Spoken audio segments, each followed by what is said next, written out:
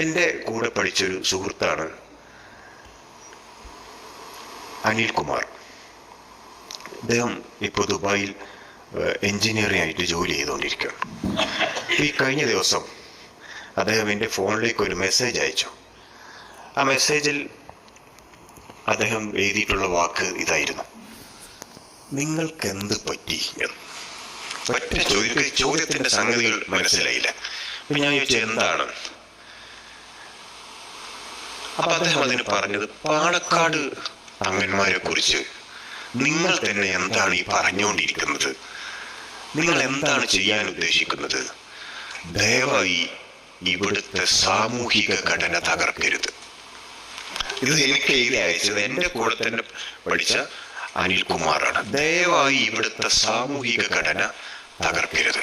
അപ്പൊ ഞാൻ ഇതിനെക്കുറിച്ച് കൂടുതൽ അദ്ദേഹത്തിന്റെ മനസ്സിലുള്ളത് എന്തെന്ന് ഒപ്പിയെടുക്കാൻ വേണ്ടി അദ്ദേഹമായിട്ട് സംസാരിച്ചു. വോയിസ് കോൾ ചെയ്തുകൊണ്ട് സംസാരിച്ചപ്പോൾ അദ്ദേഹം എനിക്ക് അയച്ച കോളിൽ പറയുന്നത്, അദ്ദേഹത്തിന്റെ പിതാവ് ഒരു ഇന്ത്യൻ പട്ടാളത്തിലായിരുന്നു, ഇതിന്റെ മുത്തച്ഛനും പട്ടാളക്കാരനായിരുന്നു. അങ്ങനെയൊക്കെ ഉള്ളൊരു പിന്നെ പശ്ചാത്തലത്തിൽ വരുന്ന ഒരാളാണെന്ന് എനിക്ക് നേരത്തെ തന്നെ അറിയാം.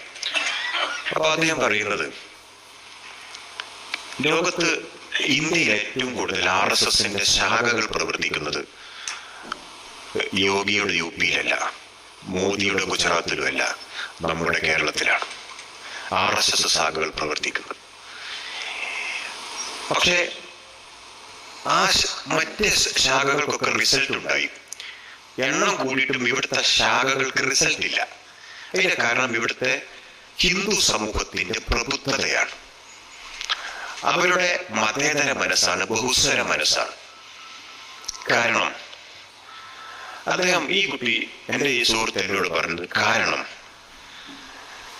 ഒരു കാര്യത്തിന്റെ പേരിൽ മനുഷ്യരെ സംഘടിപ്പിക്കണമെങ്കിൽ മറ്റൊരു കാര്യത്തിലേക്ക് വിരൽ ചൂണ്ടണം. നോക്കൂ, അതുകൊണ്ട് നമ്മൾ ഇവിടെ സംഘടിച്ചേ പറ്റൂ എന്ന് തോന്നണം. നിങ്ങളുടെ മുന്നിൽ നിൽക്കുന്നത് കറുത്ത തൊപ്പി വെച്ച വെളുത്ത രൂപങ്ങളാണ്. അവരുടെ മുഖത്തേക്ക് വിരൽ ചൂണ്ടിക്കൊണ്ട് നോക്കൂ, പാണക്കാട് തങ്ങൾ എന്നൊരു വർഗീയവാദി ഇവിടുത്തെ മുസ്ലിങ്ങളുടെ മുന്നിൽ നിൽക്കുന്നു. അദ്ദേഹത്തിന്റെ നേതൃത്വത്തിൽ മുസ്ലിങ്ങൾ വിദ്യാഭ്യാസപരമായും സാമൂഹികപരമായും സാമ്പത്തികപരമായും സംഘടിത ശക്തിയായിത്തീരുന്നു. ഹിന്ദു മനസ്സുണരുക, ഇതിനെ പ്രതിരോധിക്കുക എന്ന് RSS ക്യാമ്പിൽ രഹസ്യമായിട്ട് പറഞ്ഞാൽ അത് വിശ്വസിക്കുന്ന ഒരു ഹിന്ദുവിനെ ഒരു അമ്മയും ഇപ്പോൾ കേരളത്തിൽ പറ്റിയിട്ടില്ല.